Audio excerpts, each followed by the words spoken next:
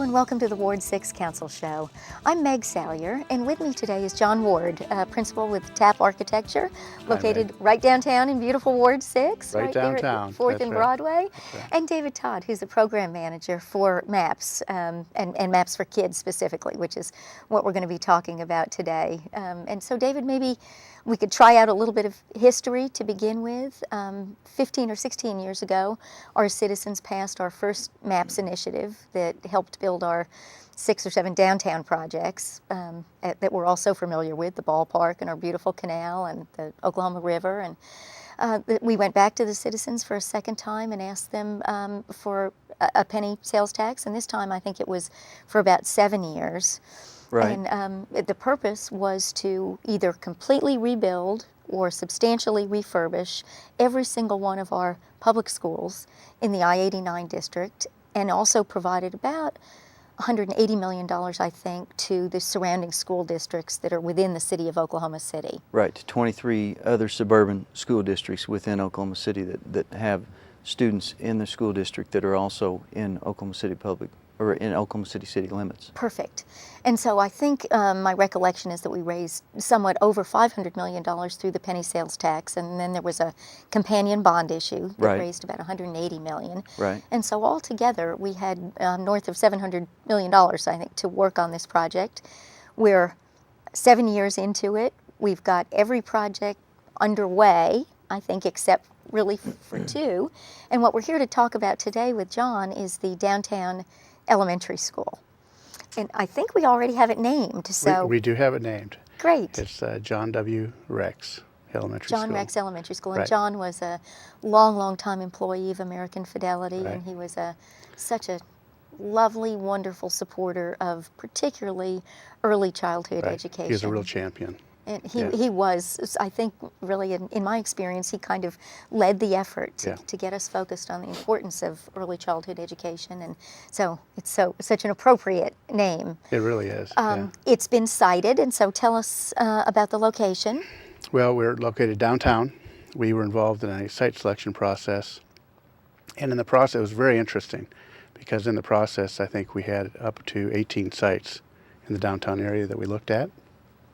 And we vetted those, went through you have a long list of criteria, and and finally we recommended a site at Sheridan in Hudson, just on the very west edge of downtown. Mm-hmm.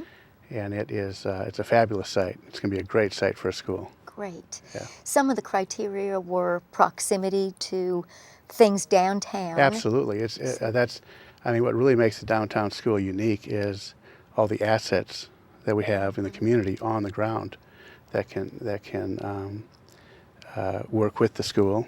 There's a library, there's the arts, there's a business community.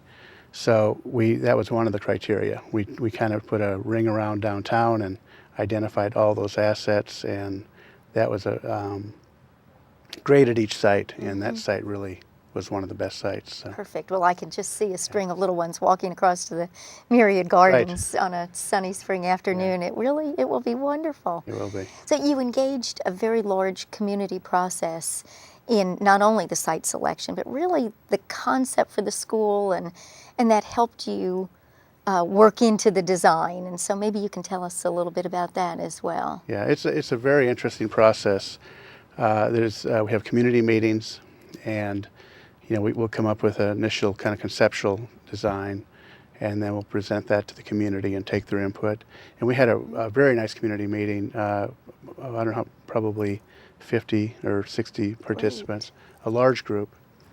And we got some very good input and feedback from that meeting. And so then we take that into the next phase. Right now we're in what we call the preliminary report phase. Okay. And we'll be completing that probably within the next 4 to 6 weeks, and probably within the next 4 to 6 weeks, then we'll have another community meeting, and we'll be seeking input from the community, not just the downtown community, but the community at large. Wonderful. So. And if people are interested in attending that meeting, how will they find out where it is and what time? Where can they get some information? Well, ultimately from David's office. All right. And but then also I can say that the last time I think they they took a mile radius around the site and sent out mailers, and they might be looking for that in the mail when it comes. But if anybody had any questions, they could call the MAPS office. Great. And David, how would people contact your office? Well, they can call the MAPS office at 297-3469. 3469. I'm sorry, okay. 61. Okay. But also they can check the website. There's Great. the MAPS website has a lot of information on it. The city website also has a lot of information on meetings and things like that. Perfect. Well, you're an incredibly busy guy these days. How many schools do you have underway in some phase? We've got about 30 that are in, like you said, in some phase, but this school represents the last major project that we have, insofar as especially a new structure. This is one of 3 brand new buildings that we built, elementary schools that we built with this program. Yeah, I think we built 4 new high schools, right, kind of at the front end, and then 3 brand new elementary schools. This will be the 3rd. Fantastic. That's right. Well, it's really exciting. You know, having a downtown school is something that I think all major cities have. It's really lends to the heartbeat of what's going on, Right. and so I know everybody's looking forward to it. How many students will be able to attend? What are you expecting the population to be? The program calls for approximately 500 students, Okay. and it will go pre-K to 6th grade. And in fact, we were just kind of talking about the other day. We're kind of settling out how many kids in each classroom. But as it currently stands, there will be an equal number of approximately an equal number of children in each class from pre-K to 6th grade. So there'll be about 60 to 62 children per grade level.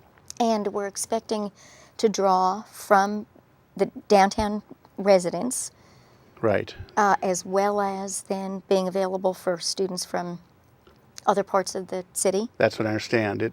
There's a criteria being developed for that currently, and I don't think it's fully developed, but conceptually there will be a boundary like all schools have, Right.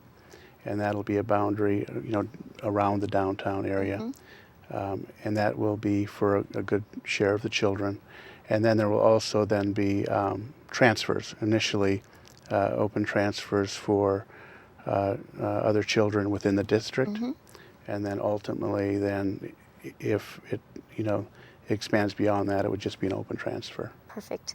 Well, really exciting to think about a mix. Again, a mix Oh of yeah, kids. there'll and be not great just- diversity. I think it'll be a wonderful school for that. Perfect. Yeah. And again, as we're saying, the opportunity to take advantage of some of these assets. I think back to my own elementary school and being able to take a field trip to the museum. Well, it's it's just going to be right there, and accessible all the time. Right. So it's going to be awesome. very If you go exciting. to like New York or Chicago or an urban center like that, they have schools downtown, and you always see the little kids in the yellow shirts, Exactly.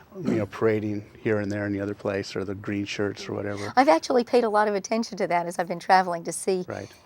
how you can make that work. Right. And I was in China not that long ago, and you saw a whole class, and they had little ropes or little ribbons, and they were just all in a line connected with bright little yellow ribbons. And I thought, this may be an idea we have to take home to Oklahoma City to Right.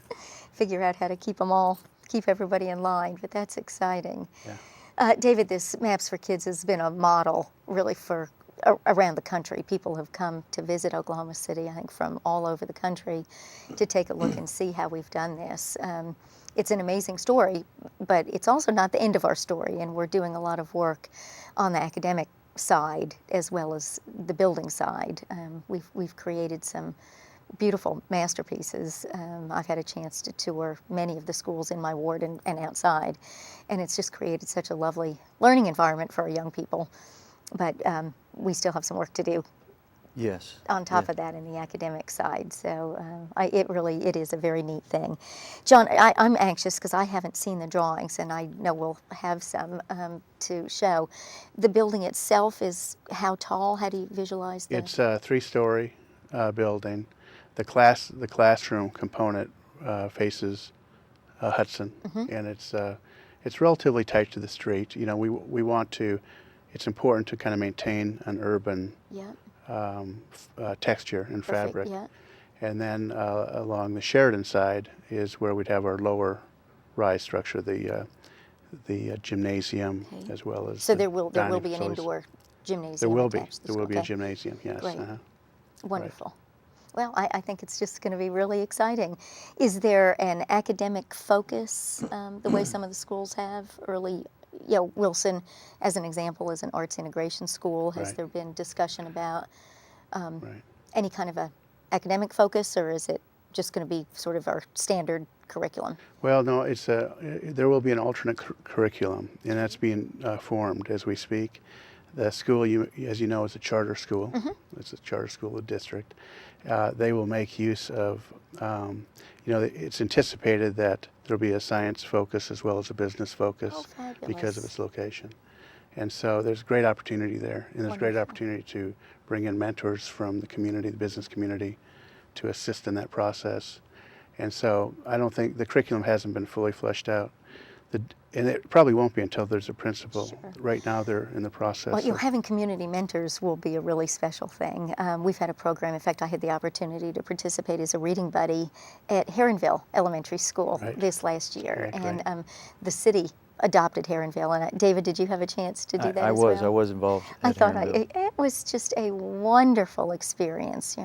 We spent maybe 30 minutes, we did spend 30 minutes a week with the children and had them read to us. And, I feel like I got more out of it than my wonderful little student did, but you could just see her face light up when we showed up in the morning. So it's a very special thing to be able to do. And so I'm absolutely thrilled that the downtown school has literally gotten off the ground, anxious to get out there with our shovels Right, and we all are. help you Yeah, break ground. absolutely. But I think it's going to be just one more of these terrific pieces of the puzzle that are making our downtown Oklahoma City such a vibrant, wonderful place to spend some time. So thank you for your work on the project. And David, thanks for all you're doing to keep all these balls up in the air. I know it's a straight learning curve for you, and we're happy to have you here at the city and very excited about all the work that the MAPS office is doing. Well, thank you. Thanks very much. Thank you, Meg.